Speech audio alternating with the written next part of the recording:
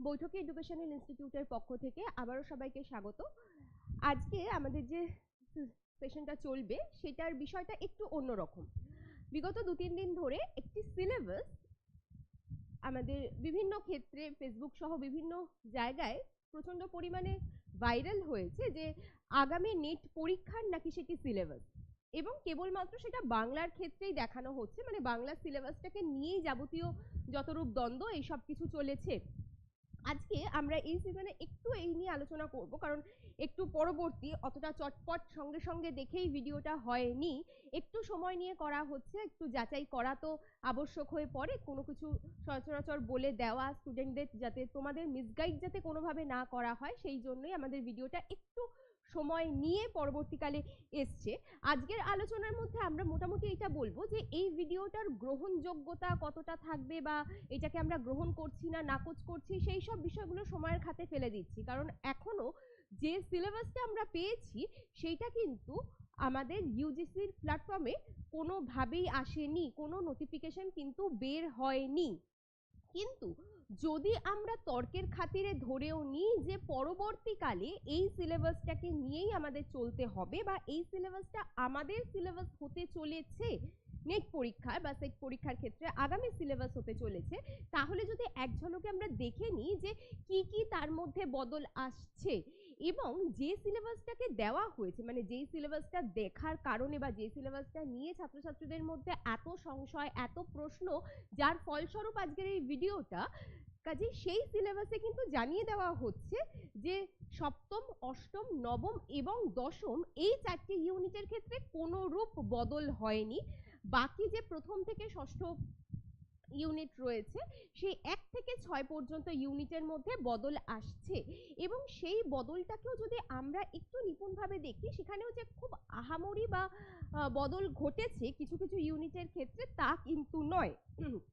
যদি আমরা পাশাপাশি দুটো সিলেবাসকে রাখি, তাহলে একদম ইউনিট 1 অর্থাৎ বাংলা ভাষার উৎপত্তি এবং ক্রমবিকাশ যে অংশটা আছে, সেই ইউনিটটা কিন্তু প্রায় একই রকম থেকে গেছে, শুধুমাত্র এই প্রবাদ প্রবচন বাগধারা এই অংশগুলো খানিক যুক্ত হয়েছে। ভাষাতত্ত্ব ইটসেলফ আমরা আগেও যেরকম পড়েছি, যদি এই সিলেবাসটা নতুন হয় তবুও আমাদের প্রায় একই রকমই পড়তে হচ্ছে।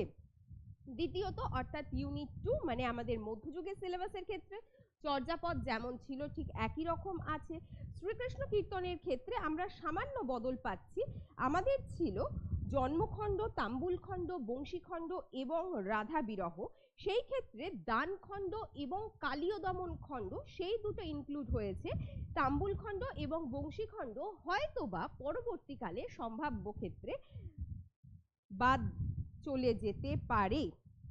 বৈষ্ণব পদাবলীর ক্ষেত্রেও ঠিক একই রকম একই থেকে গেছে, শুধুমাত্র জ্ঞানদাস, পদকর্তা জ্ঞানদাস নতুন সিলেবাসে অন্তর্ভুক্ত নেই। মঙ্গল কাব্যের ধারার মধ্যেও ইটসেলফ সবই সমান রয়েছে। বিজয়গুপ্তের মনসা মঙ্গল, মুকুন্দ চক্রবর্তীর কাব্য, রামেশ্বর ভট্টাচার্য থেকে শুরু করে ভারতচন্দ্র, প্রত্যেকেরই কাব্যের মধ্যে কোনো রূপ বদল আসেনি। বৃন্দাবন দাসের চৈতন্য ভাগবত অর্থাৎ চৈতন্য জীবনী সাহিত্য একই থেকে যাচ্ছে। আদিখণ্ড এবং মধ্যখণ্ড, মধ্যলীলা মানে কৃষ্ণদাস কবিরাজের চৈতন্য চরিতামৃত, মধ্যলীলা যেরকম ছিল সেই একই রকম রয়েছে। অনুবাদ সাহিত্যের ক্ষেত্রে শ্রীকৃষ্ণ বিজয় সেম আছে।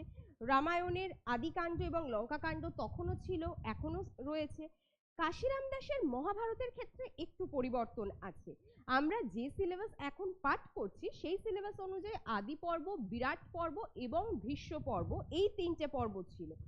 নতুন যদি সিলেবাস মানে সম্ভাব্য যেটা নিয়ে আমাদের মনে সংশয় সৃষ্টি হয়েছে, সেখানে তার সঙ্গে ভীষ্ম পর্ব বাদ দেওয়া হয়েছে, তার পরিবর্তে সভা পর্ব এবং বন পর্ব এই দুটো অন্তর্ভুক্ত করানো হয়েছে। তার সঙ্গে আরাকান রাজসভার কাব্য অর্থাৎ দৌলত কাজী এবং সৈয়দ আলাওলের যে দুটি কাব্য আমাদের পাঠ্য ছিল সেই দুটো কিন্তু সেখানে বহিষ্কৃত হয়েছে। শাক্ত পদাবলীর ক্ষেত্রে সেম রয়েছে। ময়মনসিংহ গীতিকার ক্ষেত্রেও কোনো রূপ পরিবর্তন আসেনি। বেশ খানিক পরিমাণ পরিবর্তন এসেছে আমাদের কাব্য কবিতার মধ্যে। যেরকম মধুসূদন দত্তের ছিল আমাদের মেঘনাদবধ কাব্য, তার বদলে এসেছে বীরাঙ্গনা কাব্য। বিহারীলাল চক্রবর্তীর সাধের আসন ছিল, তার পরিবর্তে এসছে সারদা মঙ্গল, যেটা এই সিলেবাসের আগের সিলেবাসে পাঠ্য ছিল।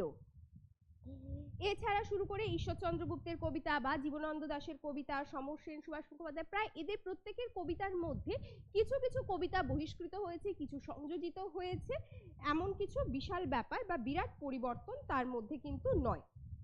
চলে আসছি ইউনিট 4 অর্থাৎ চতুর্থ ইউনিট মানে উপন্যাস এবং নকশার ক্ষেত্রে। তার মধ্যে কিন্তু বেশ অনেকটা পরিমাণে পরিবর্তন হয়েছে। একমাত্র অদ্বৈত মল্লবর্মণের তিতাস একটি নদীর নাম ব্যতীত বাকি সব উপন্যাস এবং নকশাই কিন্তু সেক্ষেত্রে পরিবর্তিত হয়েছে। যদি ধরে নিই, যেমন কালীপ্রসন্ন সিংহের হুতম প্যাঁচার নকশা ছিল, তার পরিবর্তে এসছে প্যারীচাঁদ মিত্রের আলালের ঘরের দুলাল। শরৎচন্দ্র চট্টোপাধ্যায় শ্রীকান্ত প্রথম পর্ব ছিল, তার বদলে এখানে মানে দেখানো হচ্ছে যে দ্বিতীয় পর্ব রয়েছে ইত্যাদি। ছোট গল্পের ক্ষেত্রে ইউনিট 5, ছোট গল্পের ক্ষেত্রে প্রভাত কুমার মুখোপাধ্যায়ের গল্পটা পরিবর্তিত হয়েছে। গল্পকার একই রয়েছেন, কিন্তু তার পুরানো মেয়ে এবং বিবাহের বিজ্ঞাপনের পরিবর্তে চলে এসছে আদরিণী আর দেবী। বনফুলের শ্রীপতি সামন্ত এবং হৃদয়েশ্বর মুখুজ্জে যা আগেও ছিল এখনো সেমই রয়েছে।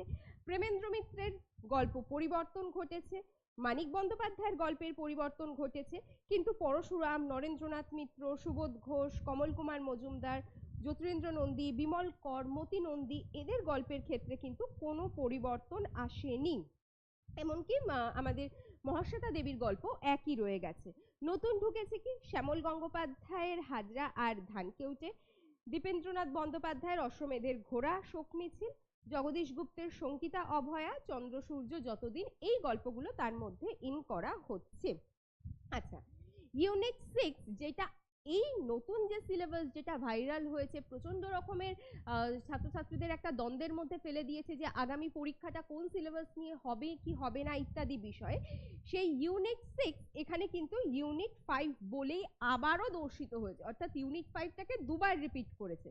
দেখা যাক, নাটকের ক্ষেত্রেও মধুসূদন দত্তের ছিল বুড়ো শালিক, মানে মাইকেল মধুসূদন দত্তের এবার সংযোজিত হয়েছে বুড়ো শালিকের ঘাড়েরও। আগের বার ছিল একেই কি বলে সভ্যতা, অর্থাৎ তার লেখা দুটো প্রহসনের মধ্যে একটি ছিল আর নতুন অপরটি এখানে সংযোজিত হয়েছে।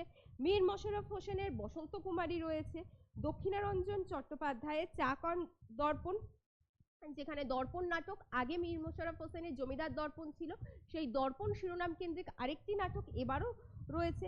গিরিশচন্দ্র ঘোষের দক্ষযজ্ঞ, দ্বিজেন্দ্রলাল রায়ের চন্দ্রগুপ্ত, বিজন ভট্টাচার্যের অবরোধ, অর্থাৎ প্রায় কিছু নতুন নাট্যকার তাদের নতুন নাটক যেমন সংযোজিত হয়েছে, কিছু পুরনো নাট্যকার বজায় থেকে গিয়েও তাদের লেখা নতুন নাটক তাও কিন্তু এর মধ্যে সংযোজিত হয়েছে। চলে আসি পরবর্তী ইউনিট, অর্থাৎ লজিক্যালি ইউনিট 6 এর পর ইউনিট 7 হওয়ার কথা, যদিও এখানে এক তো ইউনিট 5 বলে দুবার রিপিট করা হচ্ছে, আর দ্বিতীয়ত ইউনিট 6 বলে সেখানে রাখা হচ্ছে রবীন্দ্র সাহিত্যকে। ভালো কথা, যেটা রবীন্দ্র সাহিত্য আমাদের কিন্তু ছিল ইউনিট 8 এর মধ্যে। বেশ, সেক্ষেত্রে কাব্যের ক্ষেত্রে পরিবর্তন হয়েছে, ছিল চিত্রা পুনশ্চ নবজাতক, চলে এসছে পুরবী বলাকা, উপন্যাস ঘরে বাইরে আর সেম রয়ে গেছে, নতুন আসছে 4 অধ্যায় আর যোগাযোগ। ছোট গল্পের মধ্যেও খানিক পরিবর্তন হয়েছে, প্রবন্ধ প্রায় একই রয়েছে। ভ্রমণ সাহিত্য ছিল জাপান যাত্রী, চলে এসছে রাশিয়ার চিঠি। আত্মজীবনী জীবন স্মৃতি ছিল এবং জীবন স্মৃতি রয়ে গেছে। এই হচ্ছে যা কিছু নতুন ঢুকেছে আর যা কিছু সংযোজিত হয়েছে বা ইত্যাদি কিছু। এবার আমার প্রশ্ন হচ্ছে, বা যেখানে বলা যে এই সিলেবাসটাকে আমরা কতটা মানব বা কতটা গ্রহণ করব, যদিও এর গ্রহণযোগ্যতা নিয়ে একটা বড়সড় প্রশ্ন রয়েছে। এবং হ্যাঁ, অবশ্যই এক কথায় কিন্তু আমরা সম্পূর্ণভাবে বলে দিতে পারি যে এই সিলেবাসটা যথার্থ নয়, যথাযথ নয়। আমরা যদি স্টেপ বাই স্টেপ দেখতে দেখতে চাই, যখন কোনো একটা সিলেবাস আসবে তখন অবশ্যই তার একটা আপকামিং ইনফরমেশন নোটিফিকেশন আমরা যেমন পাবো, সিলেবাস আসলে তার একটা যথাযথ পিডিএফ আমরা তার মধ্যে পাবো ইউজিসির ওয়েবসাইটের মধ্যে, যেটা কোনোভাবেই পাওয়া যাচ্ছে না।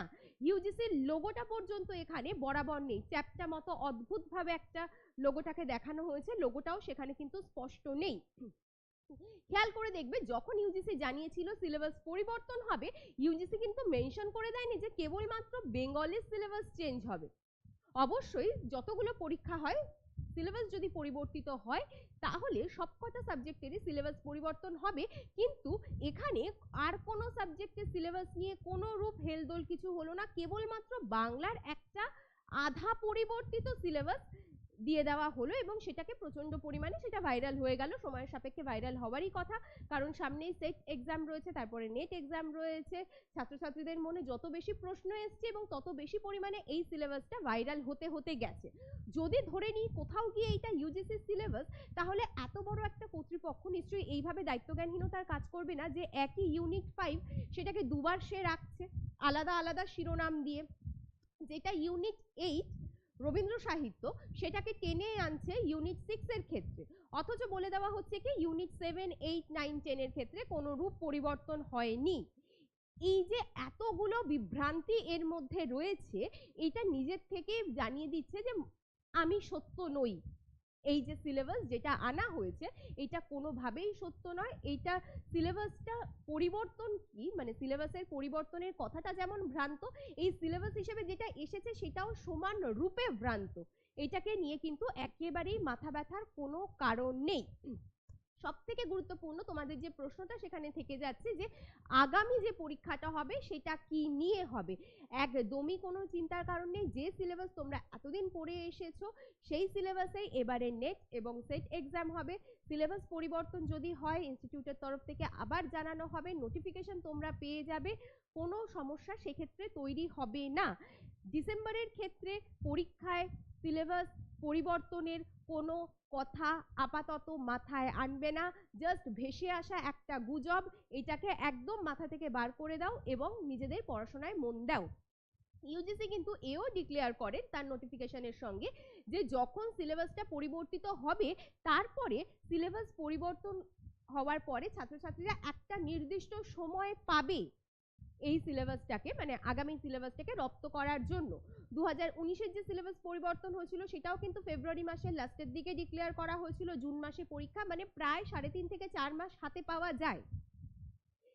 আর এই যে সময় পর্ব আছে এই সময়ের মধ্যে পরিবর্তনের কোনো কারণ নেই। হ্যাঁ, আমরা ধরে নিতে পারি, কারণ এইটা তো সত্যি যে ইউজিসি নেট মানে সিলেবাস পরিবর্তন করবে, এইটা যেমন সত্যি, আমরা ধরে নিতে পারি এই সিলেবাসটা না হোক আগামী মানে 2025 সালের জুন বা ডিসেম্বরের জন্য নতুন সিলেবাস হয়তোবা আমরা পেতে পারি বা হয়তোবা সেই সিলেবাসে পরীক্ষা হবে।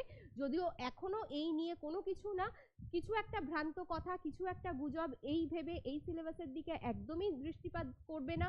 যেভাবে তোমরা পড়ছো সেইভাবে প্রিপারেশন নাও এবং আগামী যে পরীক্ষাগুলো আছে সেগুলো ভালোভাবে দাও। আজকের ক্লাস সেশনটা এই পর্যন্তই। ধন্যবাদ।